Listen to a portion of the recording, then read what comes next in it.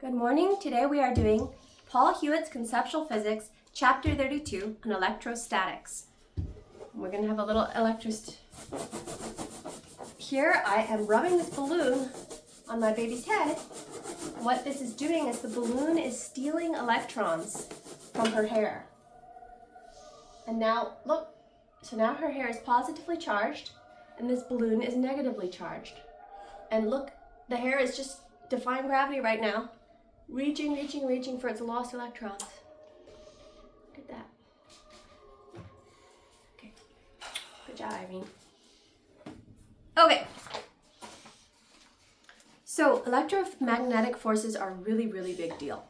We don't think about them the same way we think about gravity a lot of times, but ironically enough, they are much stronger than gravity.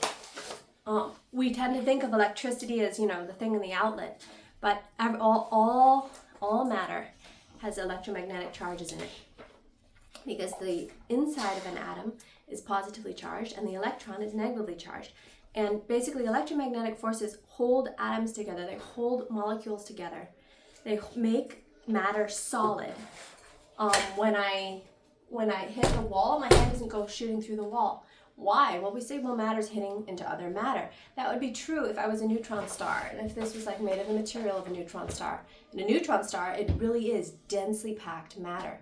But in this case, the atoms that make up my hand, the atoms that make up the wall, the atoms that make up the floor are actually mostly empty space. So what is keeping me from sinking through the earth right now, what's keeping me from being able to just wave my hand right through the wall, is electromagnetic forces. The repulsion and the electrons in my hand and the electrons in the wall, the repulsion of the electrons in the floor to the electrons in my feet. So, and another reason that electromagnetics is so fascinating is that it has really finally really getting it, understanding it. It's what enabled human beings to do so many cool things in the last century, or the last century, I guess. So this is something to remember, is the electromagnetic forces acting on you are like a billion times stronger than the force of gravity acting on you. Basically, the electromagnetic forces acting on you right now, if you could just release it all, it would be enough to squish you as thin as a sheet of paper. But it doesn't, because it balances. Remember, if you're pulled in one direction, and then you're pulled in the other direction, tug of war, the rope's not moving very much, the forces cancel each other out. Ginny, I really need to write on the whiteboard. Think you could hold little pumpkin? Okay. Hey! Can you get her a bottle? Pumpkin, you want me to hold you? Oh. So remembering the anatomy of an atom. So if you remember, we have, this is a proton. And then we've got, say, a neutron? A neutron. Very good. I'm going to draw them dark just to differentiate them. No, you put a minus in it. A neutron is neutral. It has no charge. And now I'm going to, let's make this a helium atom. Put a negative. Well, we're getting there. So here we've got the nucleus of a helium atom.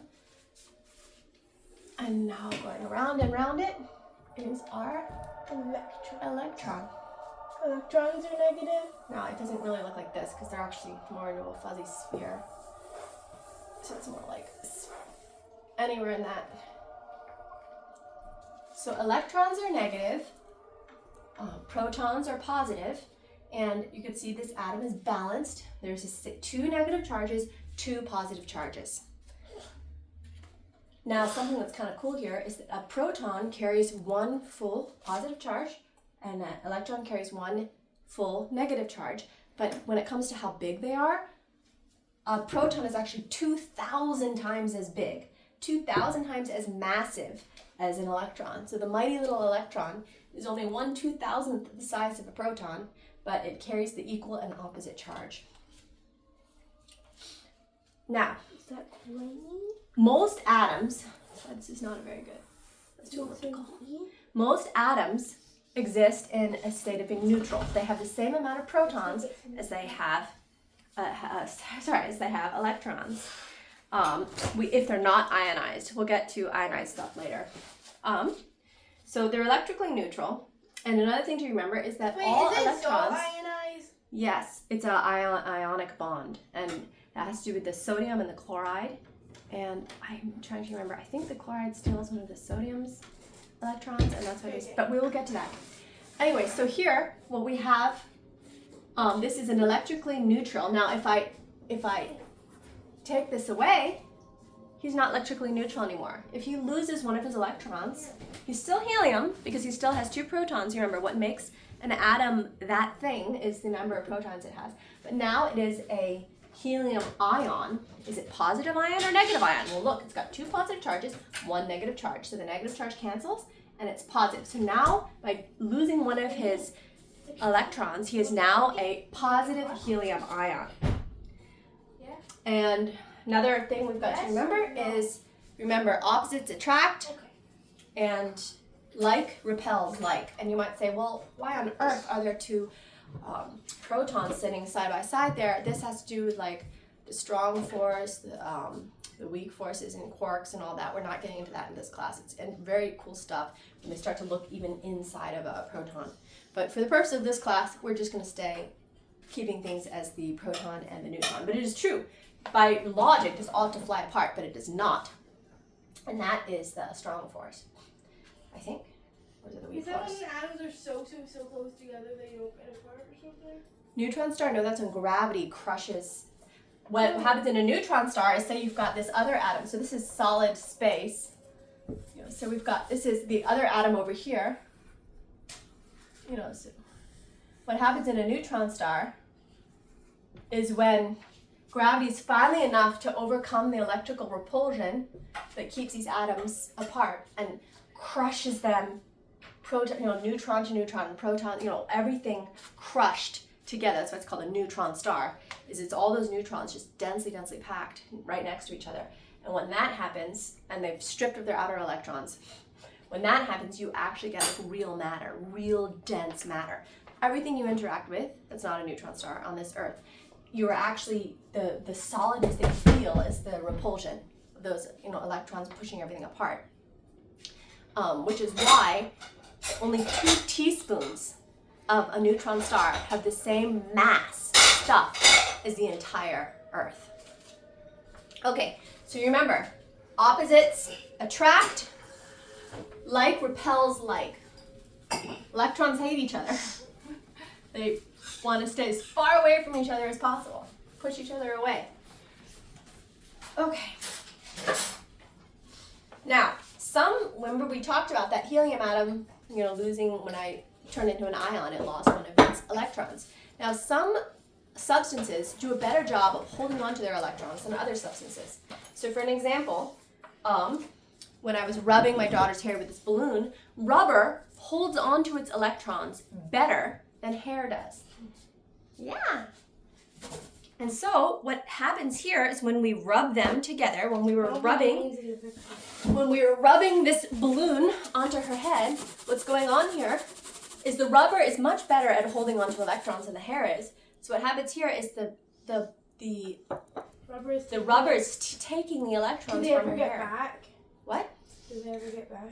Yeah, when you touch something and you reach an equilibrium with it. So for example, look, her hair is positively charged. Like repels like. All those positively charged hairs want to stay far away from each other because they're not neutral anymore. So that's why they're just sticking out like that. That's why people talk about static, making the hair all frizzy. What's actually going on is that their hairs are not wanting to be near each other anymore because they're not neutral anymore. Now they're all positively charged. Now they all hate each other. And look what happens when I touch it. Hate each other. When I stroke they are her, all on yes. the same side. Look, when I so stroke they her hate hair each other. down, what I'm actually doing, when I'm smoothing out her They were hair having here, an argument, and now they are all on the same side. Yes, so but they what all I- hate each other. what's going on here when I stroke her hair down, it goes down, is I'm actually giving her some of the electrons from my hand. And now Can you she's take them neutrally, from the balloon? now her hair is neutrally charged again. So now her hair doesn't mind sticking down. Okay. Now,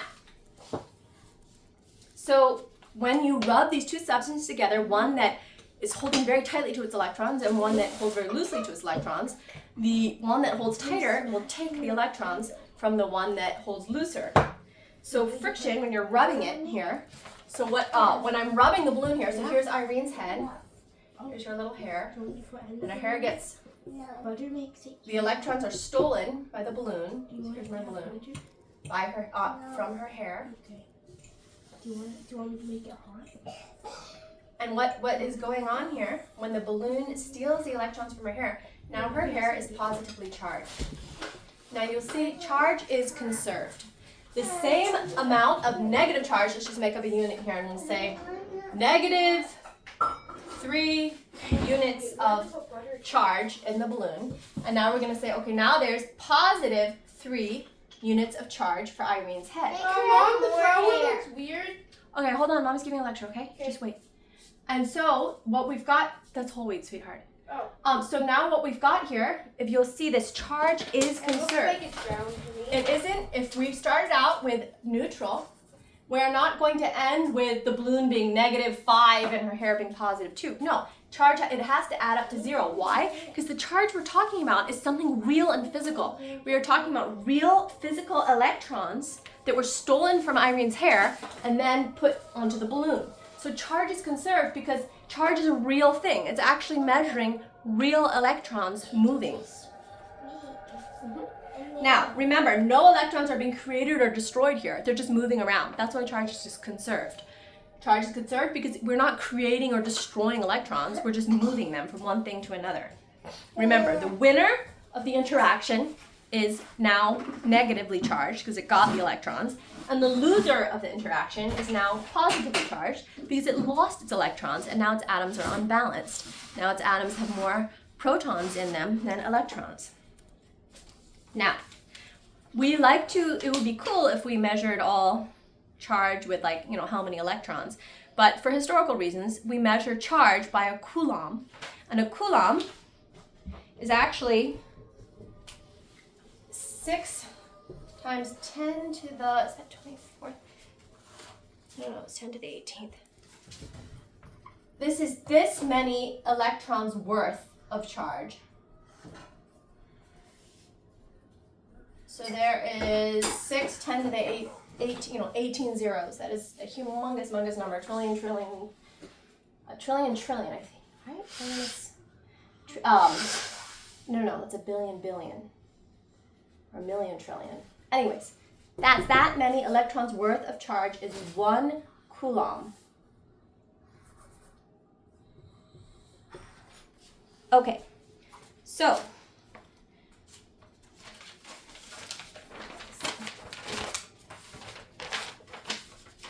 right. So another place we see this a lot, you mostly see this in the winter time. That's because in the winter the air is drier and water in the air interferes with the whole, charge transfer and stuff. Water is hey sweetheart. So for example, footy jammies and flannel sheets. When I was a little kid growing up in Boston, we thought we discovered magic. We were so excited. On a winter night, me and my siblings all dressed in our footy jammies, so they're polyester, kind of fluffy, jammies, if you've ever seen them. And we got under our flannel sheets and started rubbing, running in place. So rubbing our little footy jammies back and forth over the flannel sheets. And you could just see these flashes of light, these sparks flying. And that was the electrons. Another place that you see this is if your hair is very dry and you're brushing. Yeah, when your hair, we sort of did discover magic. It was electrical magic.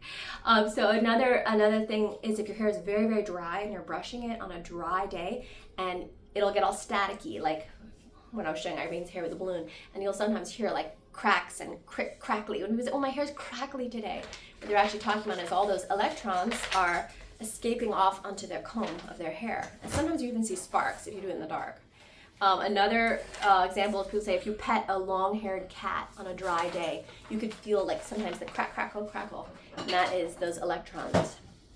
Another place that you'll see this is when you're scuffing rubber shoes across a thick carpet on a dry day.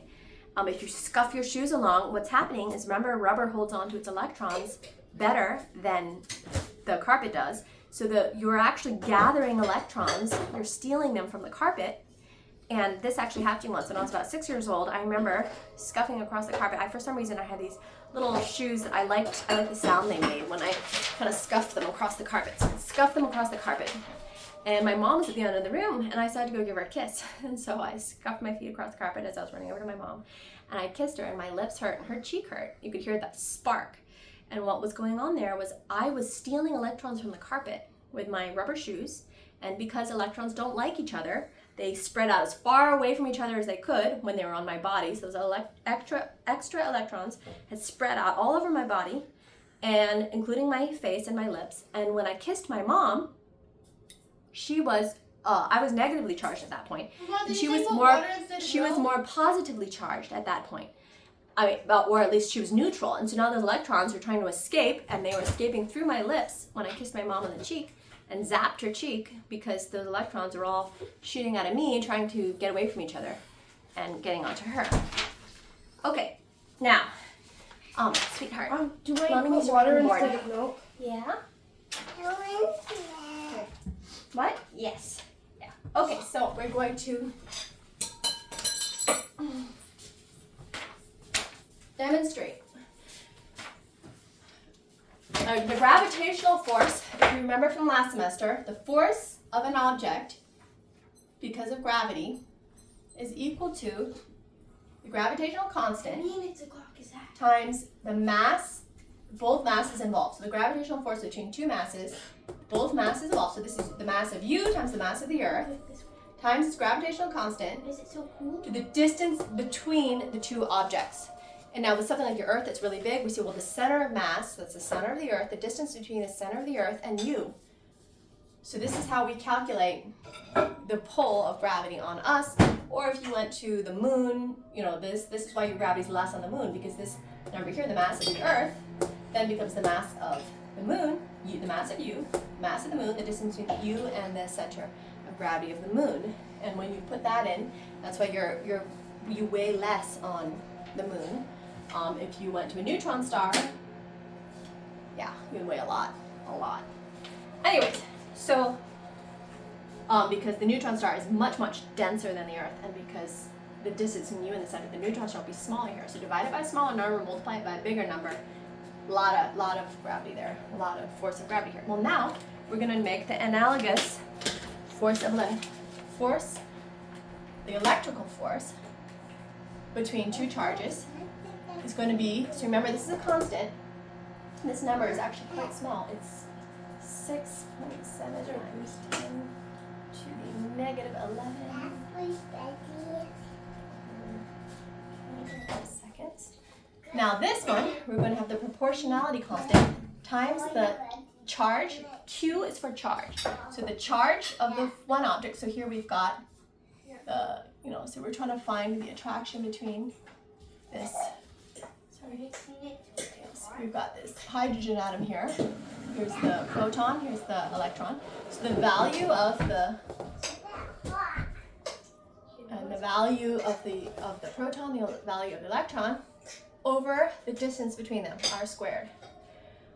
And you can see that K here, this constant, is actually huge. It's something like 9 times 10 to the 9th Newton meters squared over coulombs squared. So you can see this is 10 to the 9th. This is 10 to the negative 11th. So you can see that electrical forces are so much stronger than gravitational forces. But electrical forces can cancel each other out. Remember, with each atom having the positive and the negative pulled this way, that way. And so that's why we think of gravity as being a stronger force. It's not. It's actually quite weaker, but gravity doesn't cancel each other out. Gravity just adds up. So even though it's an incredibly weak force, if you like 10 to the 9, this is like what, 9 trillion? No, wait, 9, 1, 2, 3, 1, 2, 3, 1 billion. This is like 9 billion, and this is like one like 10 trillionths. And this is tiny, 10 to the negative 11. This is 10 to the 9. Okay, but remember, so because gravity only attracts, it adds up bit by bit. Now, the electrical forces, we say, well, we don't see them as much as we see gravity. That's not true, because like I said, we'd be falling through the floor, or matter would be, the atoms wouldn't be able to, protons would not be able to hold on to their electrons. So we would see it if electromagnetic forces weren't working, but we just take it for granted. But remember, Don't we take electrical gravity forces, for granted? electrical forces mostly cancel out because most atoms are cancel out on the macro scale because most atoms are balanced. They're not ions. So when I say mostly cancel out, well, what happens with the ions? That's why we have chemistry. That's why we have molecules. What holds molecules together is actually those ionic bonds and covalent bonds. So for an example here, I'm going to show you with the ionic bond. Like, so what happens with salt is you have your sodium and your chloride. Okay, now I forgot which one was bigger. Okay, well, I'm not a chemist. Anyway, you've got your Mom sodium. doesn't like chemistry. Chemistry's okay. It's just a lot of memorization. So we've got sodium and we've got chloride, and what happens is one of the guys steals an electron from the other guy. And I don't actually remember, so chemists in there, feel free to point out my error in the comments. So I'm just going to wildly guess here and say that the chloride steals the sodium's electron. Okay? So what happens? Then the chloride is now negatively charged and the sodium is positively charged, and now they stick, remember, opposites attract? Now they stick to each other. So that's what makes sodium chloride, salt. So that is an example of an ionic bond. When something, so in a way you could say it's an ionic bond when I had the balloon in Irene's head. When you had the balloon in Irene, no, wait, sweetie, wait till I'm on the lecture. When you have the balloon sticking to hair there, what you have going on there is the positively charged hair that just lost its electrons to the now negatively charged balloon is sticking, and that is a ionic bond. Covalent bonds are similar, but with covalent bonds, what ends up happening, so here we have two hydrogens and an oxygen. You may know this as water. But one of the things that often happens with these guys, and I'm trying to remember, I think the electrons end up hanging out, are sucked more in this direction and are sucked away from the hydrogens as much. But I think they're still there. Actually, I can't, it's been a long time since I did. Mommy, what was the Owen mill used to look like? The electrons are wanting to hang out closer to the oxygen.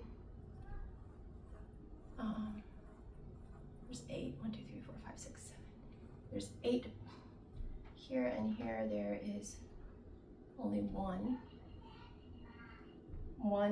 There's only one proton in each of these guys, but there's 8 protons there, so it's positive 8 charge. The electrons sort of get sucked more in that direction. So even though here you've got, it's sort of imbalanced now. It's pulling, and that's a covalent bond, when it's kind of sucking the electron over more on that side, and then they stick.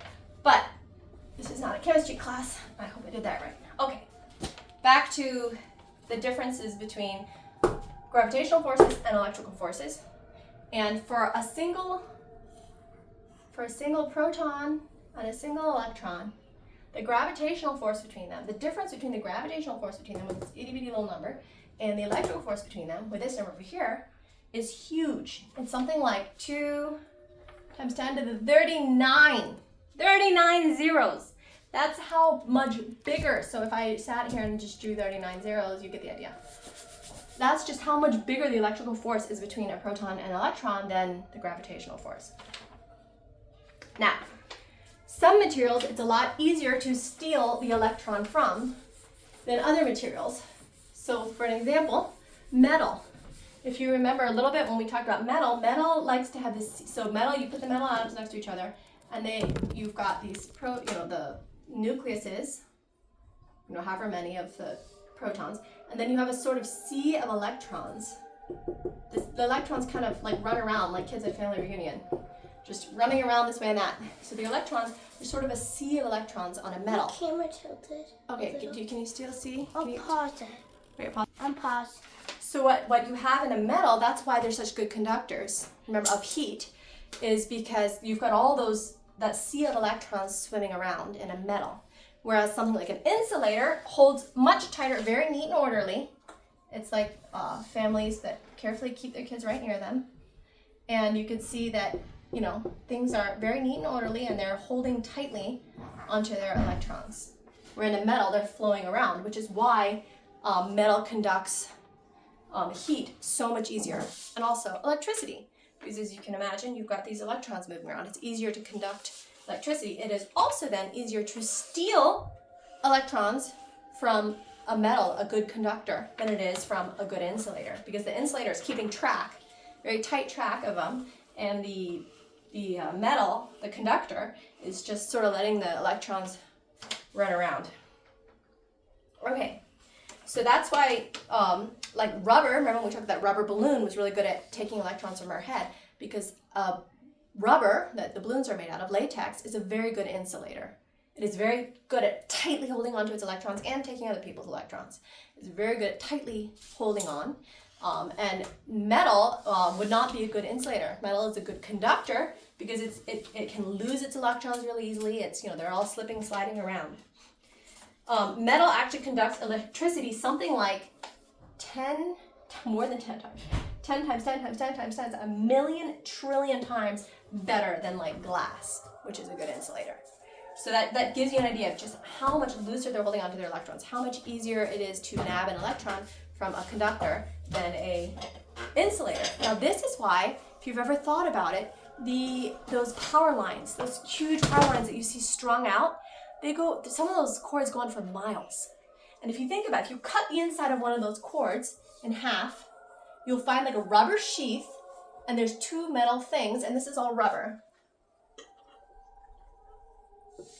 And if you'll see two usually strands of copper wire inside there. And what's going on here is they actually have the electrons, the current going through one and coming back through the other. And to keep them from just shorting out from the electrons going from here to here, they have rubber in between. And it tells you something about the conductivity of a good conductor versus an insulator, and that the electrical current is always going to follow the path of least resistance. And instead of just crossing like 1 inch of rubber, it would rather go like 100 miles in one direction, go through the device, and come back 100 miles through the other direction. You can also think about that like when you plug in your blender or your TV or anything into the wall. If you look at that wire, most wires, you'll see, actually, sweetie, can you go get mommy a wire? Just get me here, I'll just grab a wire here. Most wires, you'll see there's actually two insulated.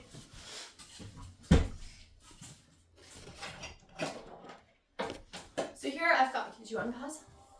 I didn't. So here I've got a waffle maker here. I didn't pause it. And it's got this heating element. This is what cooks my waffles. So why is there two prongs here? So one side is going to be negatively charged, a lot more electrons and whatnot. Yeah, but that's a with bit the ground. low. Can you see it? Yeah. This is so there's the hot, we'd like to say the hot side and the cool side, but what's happening here is when I plug it into the wall, the electricity is flowing down one side here, and you'll see this wire, there's actually two wires there that are insulated. And it's going down this side through the heating element, through the resistance of the heating element to heat up my waffles, and then coming back down the other side and going back through the other side here.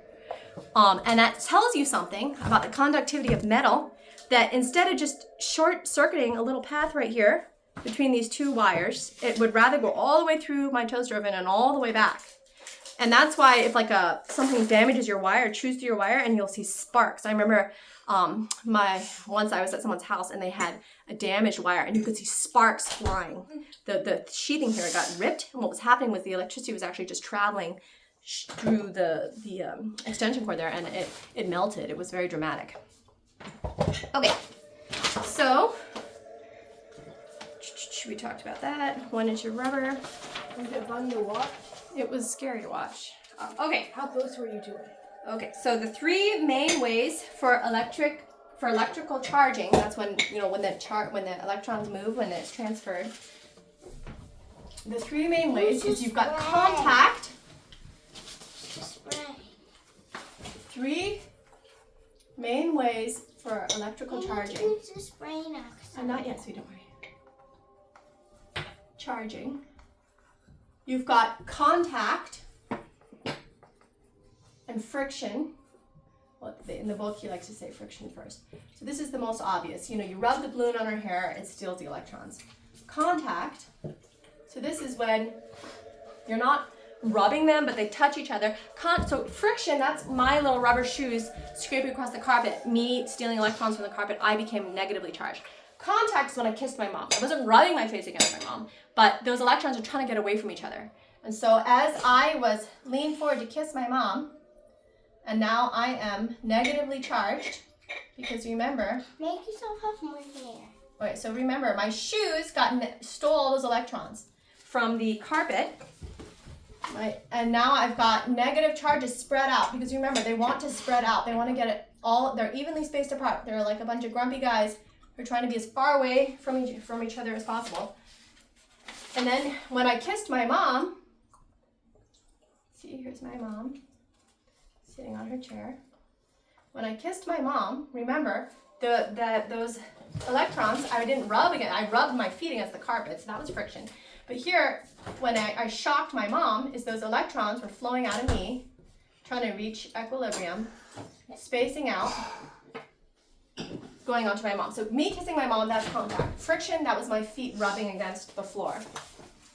And there's a third way, and this is called induction. This is the most interesting way. So can you see down here on the board? Does this show?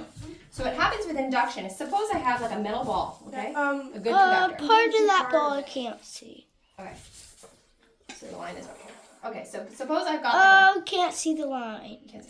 can you see this? Yeah. So you've got a metal ball, and suppose I bring a negatively charged rod next to it. Okay? Well, what's going to happen to that ball? All the electrons that are swimming around in that ball don't want to be near that, right? They want to get away. So they are getting away. They move over to this side of the ball. Is this gonna? And then, idea. so now leaving this side of the ball more positively charged, this side negatively charged. 1, 2, 3, 4, 1, 2, 3, 4. Okay, so this ball is still neutral if you take the whole ball. But if you zoom in and just look at this side of the ball, this side of the ball is now positively charged, and this side of the ball is now negatively charged just because those little electrons are swimming away trying to get away from this guy. This is charging by induction. Now what can happen is either you can just leave it like that and it's essentially positively charged on one side and negatively charged on the other side, even though the whole thing is neutral. Or what can happen is, suppose then I put a little neutral finger up here. What's going to happen? Those electrons are trying to get away. So now those electrons are going to escape down my finger to get away from this guy. And then what happens, what ends up happening is then if I remove my finger, all of a sudden I have a positively charged ball, and then I remove this. So here, if the net charge of the object only changes if you then have contact or arcing. Now this is lightning. So induction, the most famous way that you probably think of charging by induction is in a thunderstorm. When you've got a big, huge thunderstorm, and this is the earth. Can you see the earth? Can you see the earth? Here's a little building. Here's a little person. Here's a tree. Can you see the earth here? Okay. What happens in these giant, massive thunderclouds is the electrons hang out near the bottom of the cloud. Why? That's a good question. I should try to look that up. But they do. They hang out near the bottom of the cloud. So what this happens is the electrons in the earth want to get far away. So the electrons in the earth will basically try, that's me, okay? In the thunderstorm, the electrons in the earth will try to be pushed away. They're trying to escape from that negatively charged bottom of the cloud there. What you end up with is the earth being positively charged because its electrons are over here. So now you have this huge potential difference between the clouds, and you can almost feel it. Some people say they can feel it in the air when you go out in a thunderstorm. The air feels, like they say, crackly or different. They're feeling that massive charge, and especially if these clouds are hanging low, like low thunderstorms. You've got this, all this negatively charged and then positively charged. So there's a strong electric field here. And they're gonna shoot lightning bolts. And what happens is when the air can't handle the potential difference anymore, there's what's called arcing. And that is lightning. And that is the extra electrons making it to the earth to try to balance a little bit, to balance this difference. That's arcing. Another example that we have in induction with arcing, in the old days when I was young, TVs were big boxes, and they actually worked by having electrons being shot at the back of the screen and the inside of the TV. That's why it had to be that big box. And so you actually had like these the TVs would crackle when you touched them. You guys growing up with flat screens don't know what this was like, but the TVs would crackle when you touched the screen. And what that was the extra electrons flowing on your hand, and that's why all the moms would say, don't sit so close to the TV. And that's because they knew some of the electrons were getting through and radiation, blah, blah, blah. They didn't want us to, and I used to be able to feel it. I remember when my mom wasn't there, we were at our grandparents' house, and I sat really close to the TV, and I watched like 8 hours a day, and I could feel it. I just felt sick. And that was, and then another time I had a computer monitor, the old style computer monitor, and I just felt kind of sick when I sat there a really long time because there was all that, electrical potential difference and all that going on and those electrons. But I was talking about TVs, right? So in the old days, being just like 20 years ago, when they had these sort of TVs, sometimes when surgeons did those really delicate surgeries, where they're trying to do tiny little things, so they would have like a little camera that they're poking into the patient's incision or whatnot, and then they would pipe it up to a screen. So they would have one of those old-fashioned big CRT monitors. And here's my nurse's assistant here, and here's the guy on the floor with his guts cut open, and she's poking the camera near his guts, and it's showing on the screen. And the surgeon is looking at the screen, so he's looking over here at the screen to see what's going on, and then he's, cutting and whatnot here. And they kept ending up with people getting infections. And they're trying to find out what was going on because they sterilized all this equipment. Everyone's wearing sterile gloves that cleaned everything around this patient. And they kept getting these infections, and they're trying to figure out what was going on. What was actually going on was charging by induction and actually arcing. Is the surgeons who were wearing the rubber gloves, and pointing, they weren't actually touching the TV screen. They were pointing at the TV screen, being like, over there, do you see that? But what was happening was when his finger, his normal neutral finger, and remember now the electrons are being pushed because now this is because the screen, when he was pointing at the TV screen, it's negatively charged, remember all those electrons. What was going on here was he was charging his finger by induction. Wait, who kept getting Did the guy with his guts cut open die? I don't know. This happened a few times and then they figured it out. And what was happening is the surgeon was pointing his finger at the TV screen, and the bacteria, because they hadn't cleaned the TV screen. They cleaned all the tools, they cleaned the equipment here, they cleaned the camera, but they hadn't cleaned the TV screen. And there was bacteria on the TV screen that got negatively charged and was hopping across to his finger, crossing open air, hopping across to his finger. And once they found that out, I think they started disinfecting the TV screens, and that helped. So lightning is arcing. You got your bacteria getting negatively charged, hopping across. Okay, so that's charging by induction. Lightning rods. So how do lightning rods work? So in places where you get struck by lightning a lot, often or buildings get struck by lightning. You see, the building, remember, is also getting, can you see this on the camera? The building here is also getting positively charged, and it's higher up than the ground, and so when the lightning does decide to arc, it will arc, and you don't want that. You don't want your building hit. So what some people did was they built lightning rods. So they built even taller than the building. And at tall, pointy surface, they're hoping, and this actually does happen, the electrons cross over to pointy, spiky objects better.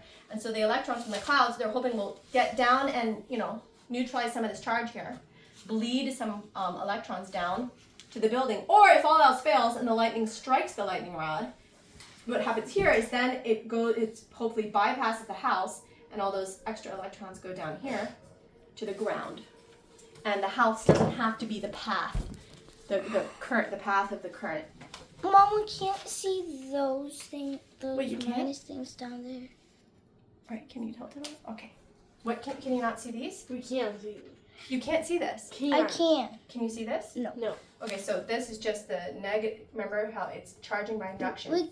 Until the lightning strikes, the ground is still neutral. It's just that the electrons are being pushed down, and that's why you've got that positive surface there. And then when the lightning comes down, obviously, it's bringing down more electrons with it.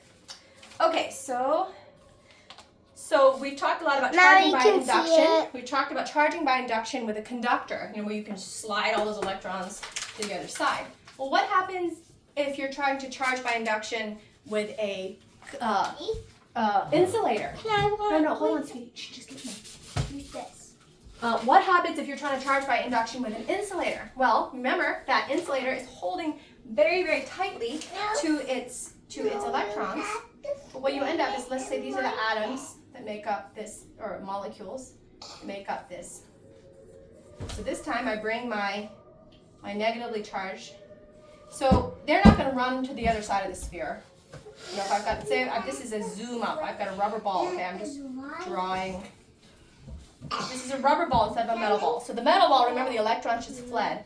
But here, what ends up happening is the electrons can't really flee because the atoms are holding on too tightly. But the electrons are moving to the back side of their electron shell. So you see here, it's almost like each little molecule here is acting like one of those spheres. So instead of having a net, so I'm trying to do positive charges with green here, so you can see the difference. And each of those atoms, if you look, it's just pushed, it can't send its electron to the back of the sphere, but it can move it to here. Sure. And so it is moving it back to here. And so this is what we call charge polarization. You're polarizing the charges, you're moving them. It's not the same as induction. This is charge polarization. This is what happens when you're basically trying to charge by induction with a conductor that's holding too tightly to those electrons. So they're just moving back. So when you have that, and there's just enough that you can still have some attraction because on that first layer here, the protons are a little closer than the electrons. The negative electrons are just a little farther back, and just that little proximity difference is enough to make a little bit of traction here, which is why if you rub your head on a balloon enough, you can get it to stick to a wall. Mine, I can see it sticking, but it just sort of like rolls down the wall. If you sit there and rub really, really hard, or if the air is drier, and if your wall is very insulative, you could get it to stick to a wall by charge polarization. Another thing is if you use a comb to brush your hair, and then you touch it with paper. 42 minutes. The paper is an insulator, but the paper, through charge polarization, will stick to the comb. Okay. It's been 42 minutes. All right, we're almost done. We got last page. Okay, so remember, objects are either charged by friction, contact, or induction. And remember, induction doesn't actually change the net charge of the object unless there's also contact or arcing, like lightning, where you actually do get the electrons to move. Charge polarization happens when you try to charge by induction a insulator. So you can't because it's holding too tightly, but you can sort of rearrange them and get a little bit of attraction there. Okay, I think that was it. That was the... Jenny, can you shut it down? Yep. That was a nice video.